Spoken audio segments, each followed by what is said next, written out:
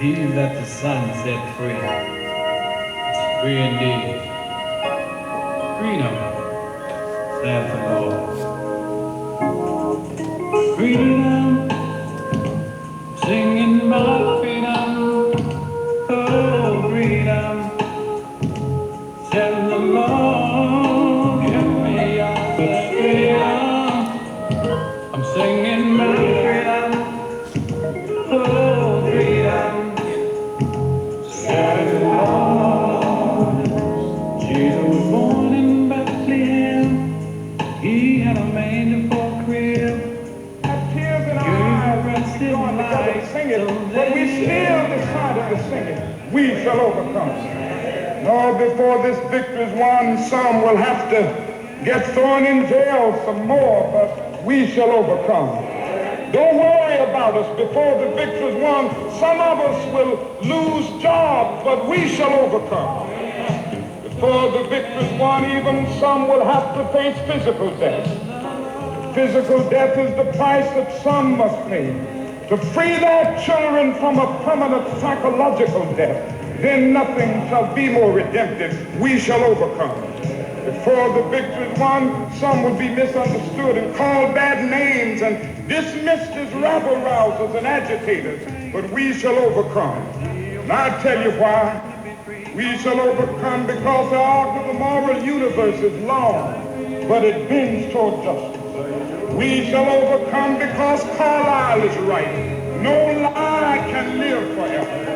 We shall overcome because William Cullen Bryant is right. Truth crushed the earth will rise again. We shall overcome because James Russell Lord is right. Truth forever on the scaffold, wrong forever on the throne. Yet that scaffold sways the future. Behind the dim unknown standeth God within the shadow, keeping watch above his own. We shall overcome because the Bible is right. You shall reap what you sow. We shall overcome.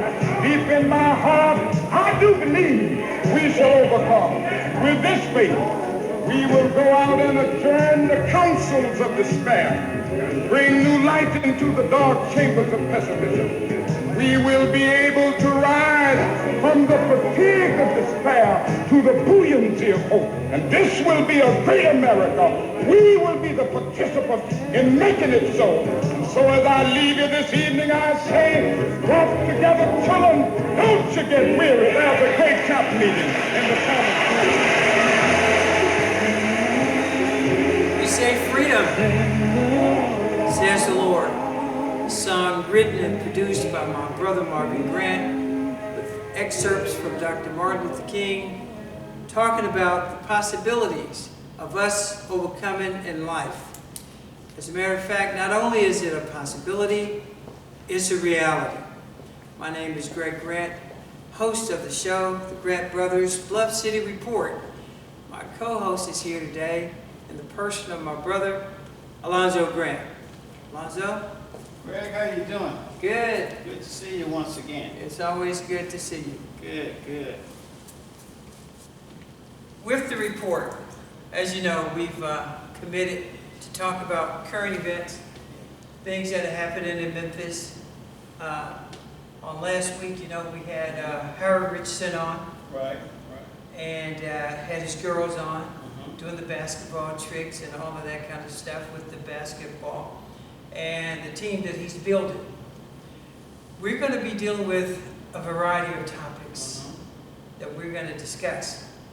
And we want to thank all of you for joining us and tuning us in every Sunday at 7 o'clock. We're on the Tamara Production Television Network, and that's Comcast 31. I want you to know that the Grant Brothers Bluff City Report is powered by the Greater Memphis Democratic Club. We're committed to help this city become all that this city can be. Yes. We have a very special guest with us today that we're going to introduce very shortly. But we want to take a few minutes out here and recognize and acknowledge some of our viewers, people that's been with us since we started this telecast.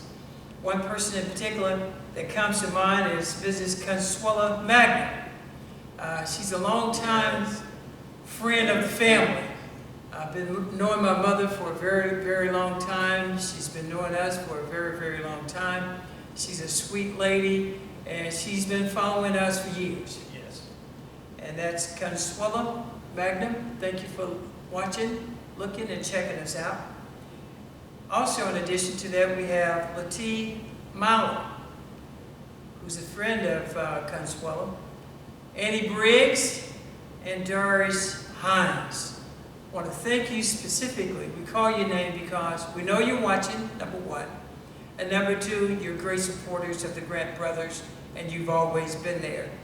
Do you have anybody that you'd like to give special recognition to? I do. We also have a national following that we're building. And one person in particular is Miss Natalie Cherry. Should I say missionary? Missionary, all right. Natalie Cherry. Got to have the missionaries on the side. Newark, New Jersey, Okay, by way of the city of Orange. okay, good. So she tunes in on a regular basis, and we just want to throw a shout out to you, Miss Cherry. Okay, Miss Cherry. And as you know, we're all over the country, and we're very, very excited about being connected with Tamara's Production Television Network. She's getting the word out. Her production company is on the rise, and we're just happy to be a part of what she's putting together here in Memphis, Tennessee. One thing that we also want to remind you of the Black History Program that's coming up February the 19th. It's going to take place at the Faith Temple Ministries Church. That's at 5191 Elvis Presley at Holmes Road, pastored by Reverend Ivory Jackson. And we are going to have our Black History program there on the 19th at 3 o'clock. It's going to be a wonderful program. Consuelo, I want you to come and bring your entire family. We're going to have a great program that particular day. Right. And we're going to also kick off something else that's very special with that 500 men aspiration that we have that we like to put together. Exactly. And we're going to kick that off to 500 men from Memphis, and they don't necessarily have to be black men. Yeah. Because it's just not a black problem. It's a citywide problem. Mm-hmm. And if we have other men that want to participate, men of color, men of non-color, then we welcome them with open arms. Okay, good. And we're going to also have information at that point in time at the history program on what we're going to be doing going further after the program. Okay. Because we started these talks about 4 weeks ago when Dr. Harrington was talking about putting together a 10,000, I say 10 million, Yeah. that's a lot of people. Yeah, well, 10,000 is about 10,000 men coalition to be mentors for young people. And you said that it should start with us. Start with us. Whether it's 10,000 or 1,000 or 500, we just want to put men together, and we'll have more information on that as we get closer to the program. Speaking of which, I had an opportunity to meet a young guy on last week talking about the 500 Men Coalition of all walks of life, Right. of all denominations, of all colors. And I was very impressed with what I heard, what he had to say. The information that he delivered to me was on a level, a very intelligent level. And I was struck. And I thought that many other people should have the opportunity to hear what I heard. Good. And from time to time, we're going to be hearing from just a common guy. And that's what it's about. That's right. Common people. And these are the people that make up Memphis, Tennessee. And there are a lot of people out there who have a lot of good ideas. But if you don't ever ask about the ideas, and if you don't ever inquire, then you'll never know the level of understanding that these people Correct. have. And these matters can be brought to the forefront by people like us. Exactly. And so today I invited a young man to be a part of this show. He's going to speak his heart, talk about some of the things that he is involved in the city of Memphis and what his visions are. He's 32 years old and he has a lot to offer. I'd like for the audience to receive Mr. Ira Caldwell Jr. at this time. Ira? Ira, how you doing, Ira? Good to see you. Glad to have you on the Come on show. in, have a seat right here. All right. Now, I met Ira just a few days ago. Now, as I said, I was impressed with him because, number one, he's young. He's 32 years old. He has a lot to offer. And it's our responsibility as older men to look down, to see young guys who are really trying hard and extend a helping hand to them. Right. Because sometimes it's hard to pull yourself up by your own bootstraps if you don't have any boots. There you go. If you don't have any straps to pull, who do you turn to? And where do you get assistance and or help from? So we thought here, the Grant brothers, I talked it over with my brother. He advised me to invite Ira on to the show. And let's talk about you and what you're all about. You can tell them who you are, and then we'll get right into the conversation. Hi everybody, my name is Ira Caldwell Jr., 32 years old, like he already said. I'm young, energetic, I'm an entrepreneur. I'm really trying to play both sides of the law, and I'm trying to correct my bad mistakes. Like the old saying, they said you can't cry over spoiled milk. So what I'm doing now is trying to pick up the pieces where I dropped the ball and do better and move forward. Now, Ira, did you grow up in Memphis? If so, what high school? I grew up in Memphis, Tennessee. I'm a product of Fairleigh High. Went high school there. My elementary school was Mountain Lake Elementary. Okay. Cheetah Junior High. Okay, Southwest. So I'm from the Whitehaven area. Okay, good, good. Well, you know, you said that you've played both sides of the law in terms of your personal experiences. Right. And trying to get ahead in life. You can chronicle some of the things that may have happened to you that forces us to go to another place in your life, but early on in life, you may have made some bad decisions. Yes, I did. You care to talk about any of that? Yeah, I made a bad decision when I was listening and watching TV and how the glitter and the glamour of everybody shining and riding in nice cars. So I said, hey, let me see if I can get involved in it. And I got with the wrong crowd, and it led me down the wrong path. And you know, I paid my debt to society, and now I'm trying to bring back life to the dark place where I was at, and trying to help other people. You know, it's not all it's caked up to be. The drugs, the fast cars, the women, it's not all that, because in the end, I mean, it's only two things that'll come out of on the other side of the law. Selling drugs, you're either gonna go to jail or the pine box. It's only two, that's the only two options you have. Well, there's a third option if you decide to change your life around. And that's where you are. Yeah, yes, you're exactly right. Trying to get a better perspective and a better handle on life. And you know what the consequences are for breaking the law. Right. Now what you're trying to do is turn your life around.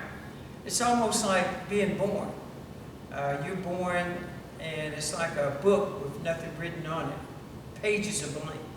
And what we do in our lifetime, we write the pages as we live.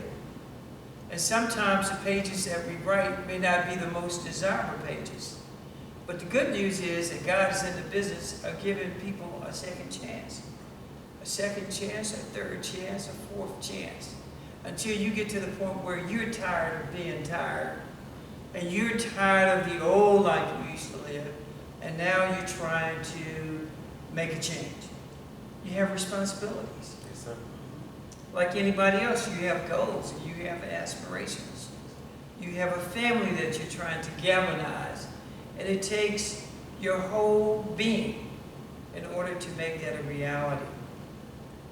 So some of the good things that you've done since you've had your stint with the law, are to try to put forth a good impression, redoing the things that you should have done right the first time.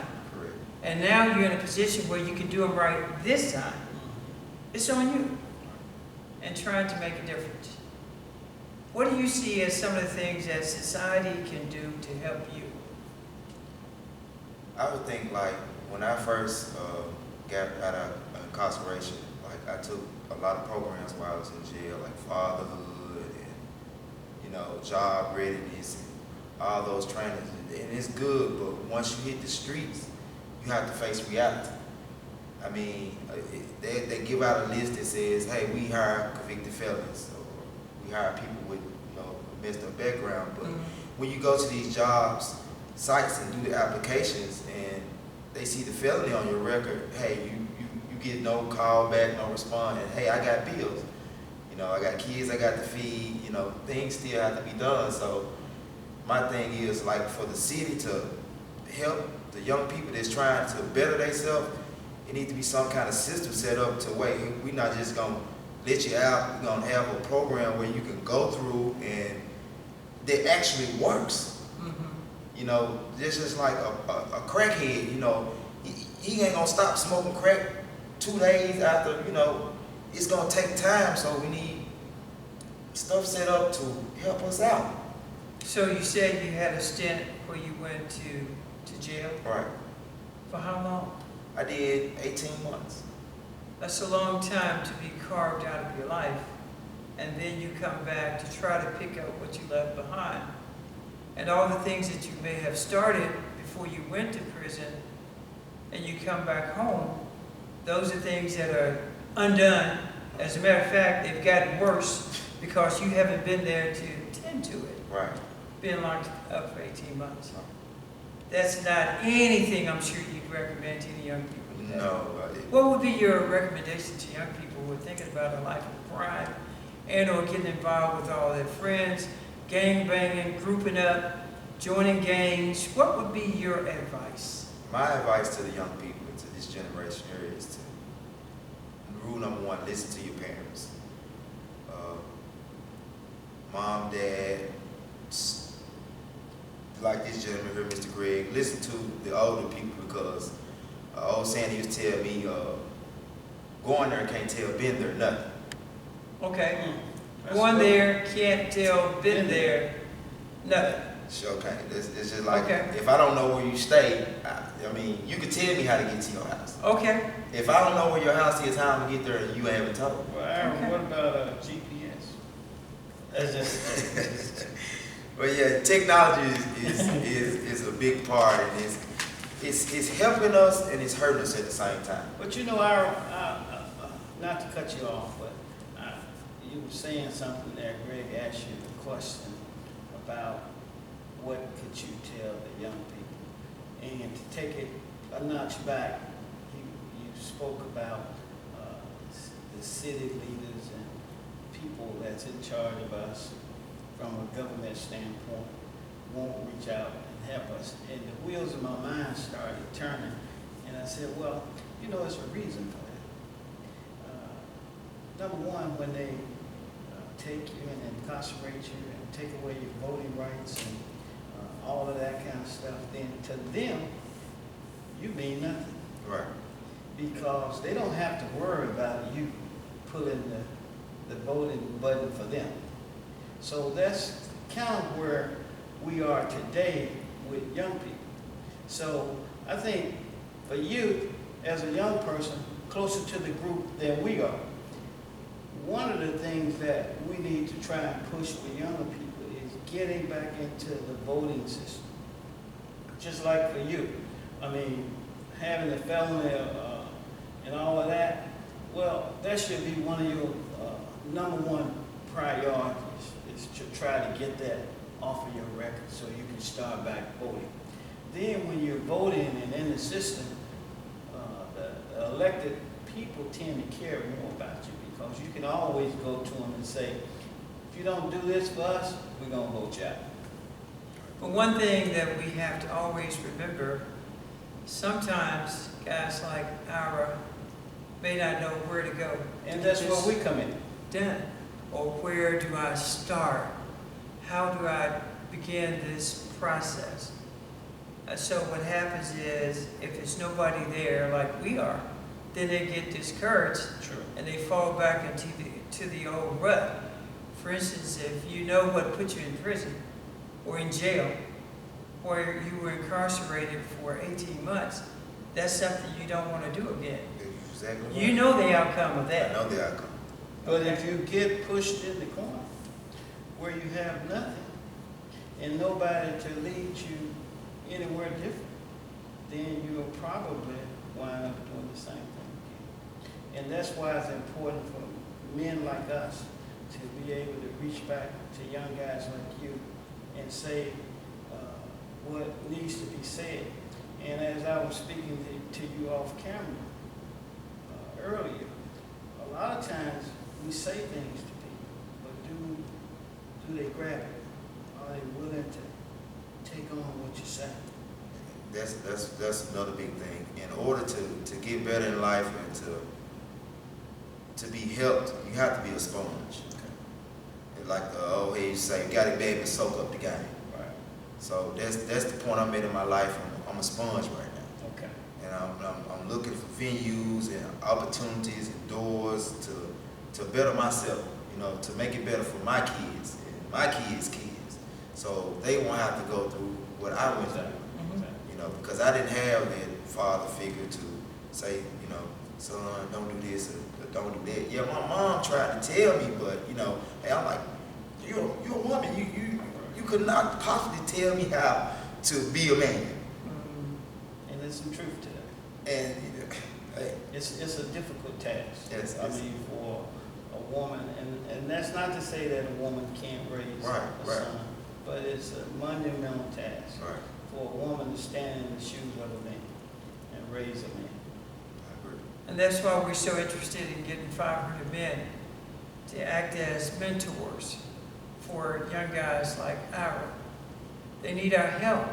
They need our instructions. They need our guidance. In order to make Memphis a better place to live, we all are going to have to pitch in, because there are an accumulations of problems that happen when you're incarcerated for 18 months. Exactly. When you can't write a check, or you can't make a deposit, you can't pay a telephone bill, a cell phone bill, you can't pay a utility bill, you can't do anything. You may be able to receive a few phone calls and talk to somebody on the outside, but that's not like you being there. But in your case, God bless you to get out of being incarcerated unscathed. You've got a good mind, you're strong, and you have a great desire to do the right thing. And I'd like to ask you this also, Ira, on the upside. After all of the bad things have happened, and bad things happen to all of us in life, and they used to ask us the question, how do you gauge or determine a successful man? And if I ask you that question, what would your answer be? Not where I've been. Take a look at where I'm trying to go.